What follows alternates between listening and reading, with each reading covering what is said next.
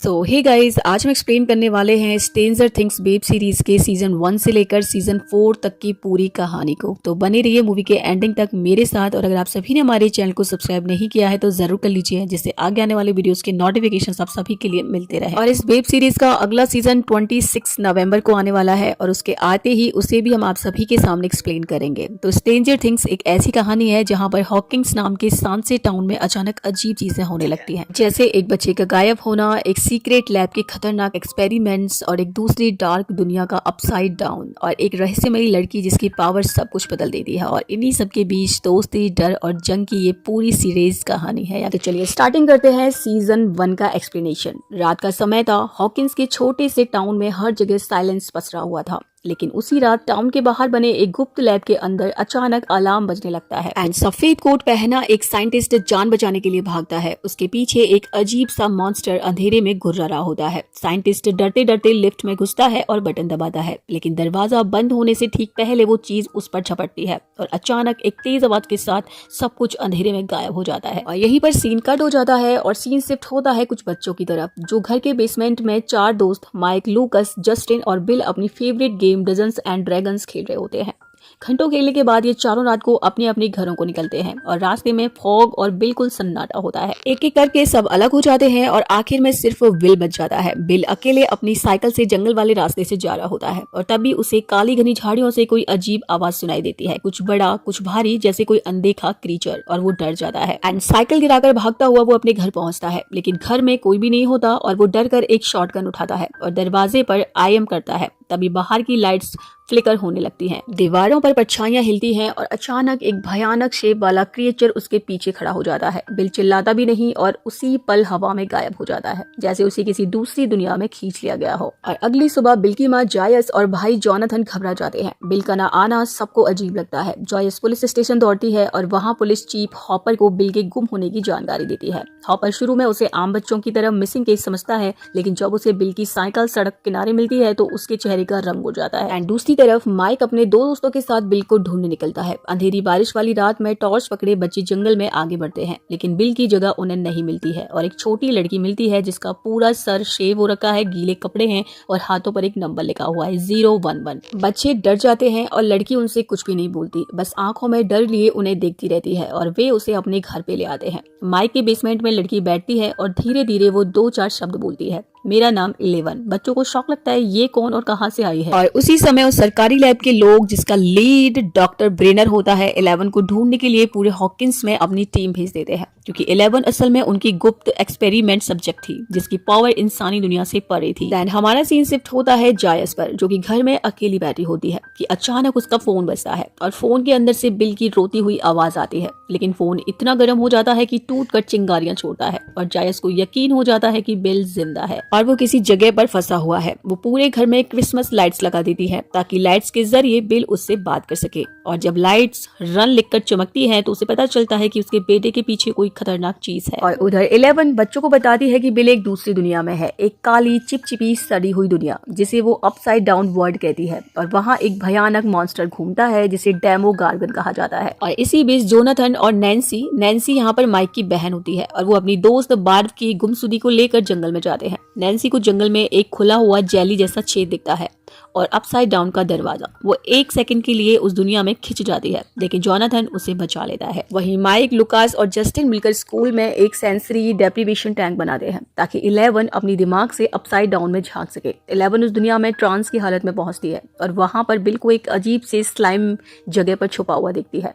वो बच्चों को बताती है कि बिल सांस ले रहा है और अभी जिंदा है। और ये सुनकर हापर जायस को लेकर उस गुप्त लैब में घुस जाता है और वहां दीवार में फैला हुआ एक जैविक दरवाजा मिलता है जो अपसाइड डाउन की तरफ खुलता है। और हापर और जायस दोनों उस दरवाजे से अंदर जाते हैं और उस दूसरी दुनिया की डरावनी हवा में बिल को ढूंढते हैं। घने अंधेरे में सड़ी हुई हवा में वे बिल को एक चिपचिपे कोकून से निकालकर बाहर ले आते हैं। इधर स्कूल में डेमा गार्गन बच्चों पर हमला करता है और सब कॉर्नर में फंस जाते हैं, लेकिन 11 आगे बढ़कर पूरी ताकत से उस मॉन्स्टर को दीवार पर पटक देती है और उसके शरीर के चारों तरफ हवा घूमने लगती है। लाइट्स फड़फड़ाने लगती हैं और फिर 11 उसे पूरी तरह चीर कर धूल में बदल देती है, लेकिन मॉन्स्टर के गायब होते ही 11 भी धुंध में खो जाती है। माइक चिल्लाता रह जाता है और 11 की जगह फिर सन्नाटा बजता है। सीजन का अंत होता है और बिल के घर लौटने से सब उसे नॉर्मल समझकर खुश होते हैं, लेकिन एक रात वो बाथरूम में खड़ा होता है और अचानक उसके मुंह से एक छोटा सा स्लग क्रीचर बाहर गिरता है। लाइट फिर से फ्लिकर होती है और एक पल के लिए उसे फिर वही अपसाइड डाउन दिखाई देता है, यानी असली डर तो अब शुरू हुआ था। और इसी के साथ सीजन 1 खत्म हो जाता है। सो गाइस, अब स्टार्टिंग होती है सीजन 2 की। सीजन 2 की स्टार्टिंग होती है हॉकिंस टाउन में। हैलोवीन का मौसम आने वाला था, लेकिन हवा में पहले से ही एक अजीब सी बेचैनी भरी थी। रात को आसमान में बिजली चमकती और हवा में एक भारी सा वाइब्रेशन महसूस होता था, जैसे हवा खुद ही कुछ कहना चाहती हो। और इसी वाइब के बीच बिल बायर्स अपने कमरे में बैठकर ड्राइंग बना रहा होता है और तभी अचानक उसकी आंखों के सामने वाली दीवार कांपने लगती है। आवाज आती है डरावनी, गहरी, एकदम दूसरी दुनिया की, और वो ब्लिंक करता है और उसी पल पूरा कमरा गायब होकर उसके सामने वही अपसाइड डाउन वर्ल्ड प्रकट हो जाता है। ठंडी हवा, काली धुंध और ऊपर आसमान में फैला हुआ एक विशाल शैडो जैसा प्राणी, एक बड़ा विशाल शैडो मॉन्स्टर जिसे बाद में सब माइंड फ्लेयर कहते हैं। वो प्राणी बिल की तरफ अपनी लंबी लंबी धुएं जैसी बाहें फैलाता है और बिल डर के मारे चीख मारता है, लेकिन अगले ही सेकंड वो फिर अपने कमरे में खड़ा मिलता है, पसीने में भीगा हुआ। जॉयस और हॉपर अभी भी बिल का ध्यान रखते हैं, क्योंकि उन्हें पता है कि उसके साथ पहले क्या हो चुका है। हॉपर लगभग हर दिन जांच करता है कि बिल ठीक है या फिर नहीं। और जॉयस ने तो पूरे घर में कैमरे लगा दिए हैं, पर असली तनाव टाउन की दूसरी तरफ है, क्योंकि एक लड़की जो सबकी नजरों से गायब थी, यानी कि 11, वो अभी जिंदा है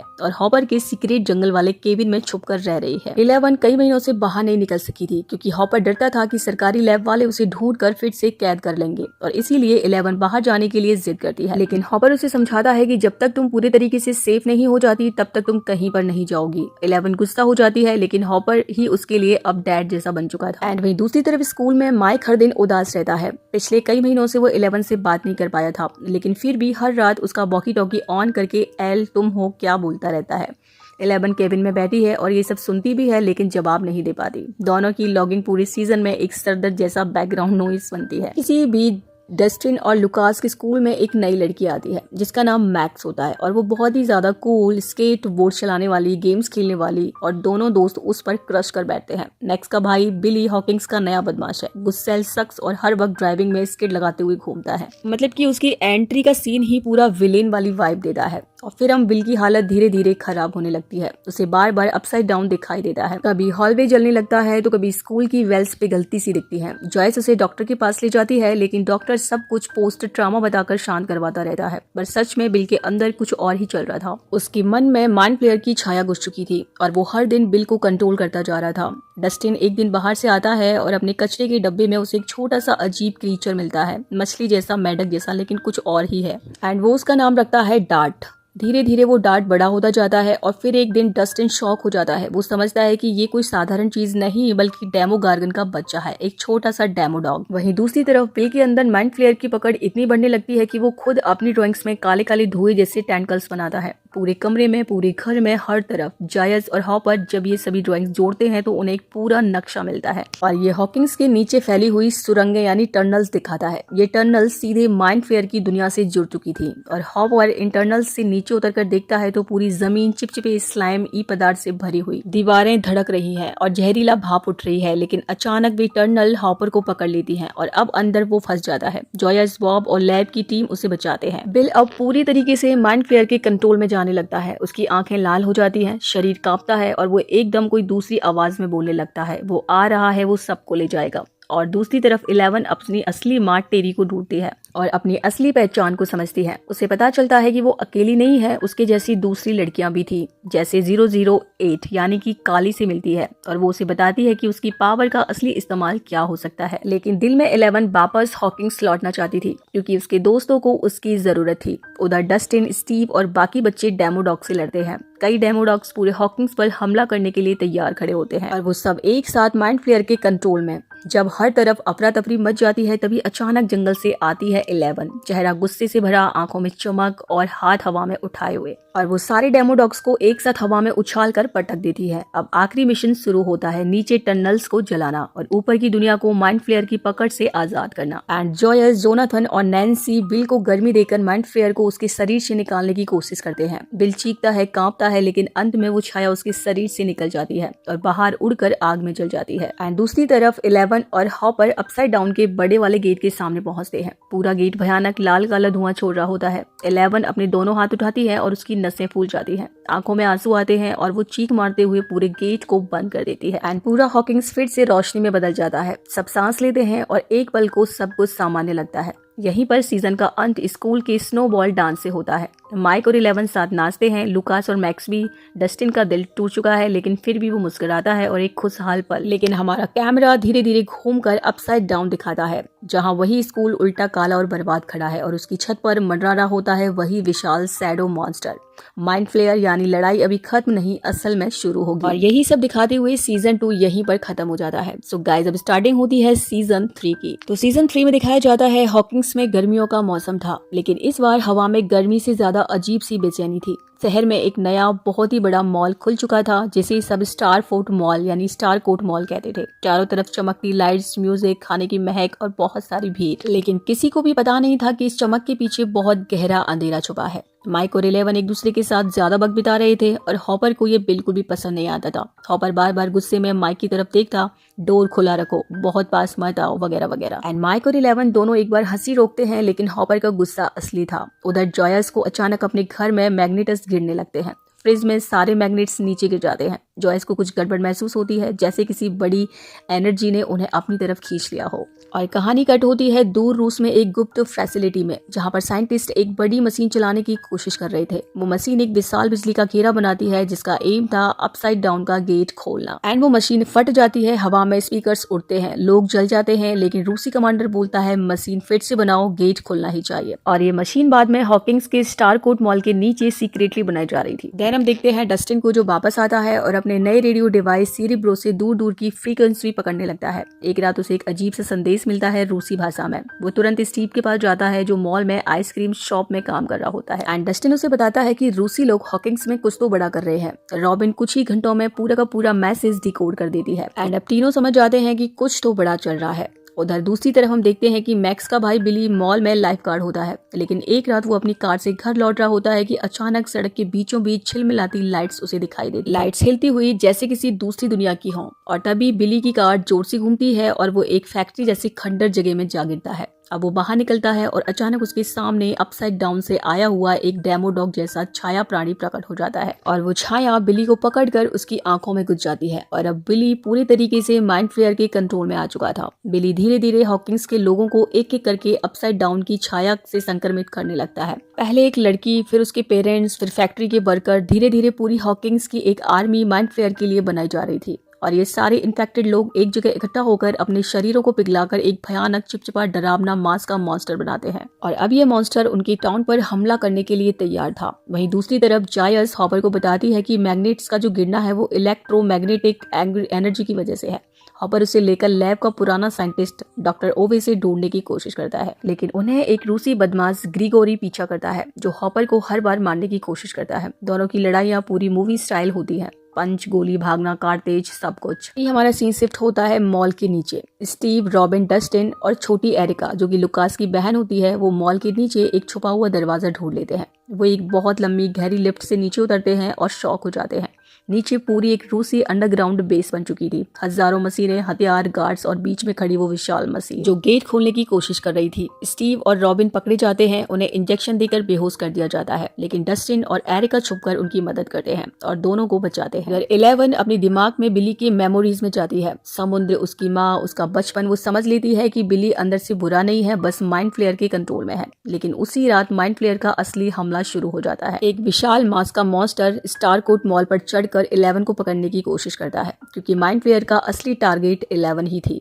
मॉल के अंदर सब एक साथ इकट्ठा होते हैं। Mike, Lucas, Max, Nancy, Jonathan, Steve, Robin, Dustin and Erica, और सब रेडी हो जाते हैं। एंड माइंड फ्लेयर का मॉन्स्टर मॉल को तोड़ता हुआ अंदर घुसता है, टेंटकल्स फैलाता हुआ, भारी गर्जना करते हुए। 11 थक चुकी थी, उसकी पावर कमजोर हो गई थी। बिली उसके सामने खड़ा होता है, पर 11 उसे उसके बचपन की याद दिलाती है। तुम अंदर से बुरे नहीं हो, तुम्हारी माँ तुमसे प्यार करती थी। और एक सेकंड के लिए बिली की आंखों में चमक आती है और वो माइंड फ्लेयर के मॉन्स्टर के सामने खड़ा हो जाता है 11 को बचाने के लिए। लेकिन मॉन्स्टर अपने टेंटकल्स बिली को चीर देता है और बिली दम तोड़ देता है। मैक्स चीख मार देती है और 11 रो पड़ती है। नीचे रूसी बेस में हॉपर और जाइस उस खतरनाक मशीन को बंद करने जाते हैं। डस्टिन ऊपर से रेडियो पर उन्हें गाइड कर रहा होता है। अचानक एक ब्लास्ट रे बनी जिसके चलते हॉपर मशीन के बीच में फंस जाता है। जॉयस उसे पूरे दूर से देख रही होती है, लेकिन दोनों की आंखों में आंसू थे। लेकिन जॉयस को लीवर घुमाना ही होगा, नहीं तो पूरा टाउन, पूरा देश खत्म हो जाएगा। हॉपर सिर हिलाकर कर दो का इशारा करता है। जॉयस आंसू रोककर मशीन बंद कर देती है और एक भयानक धमाका होता है और हॉपर गायब हो जाता है।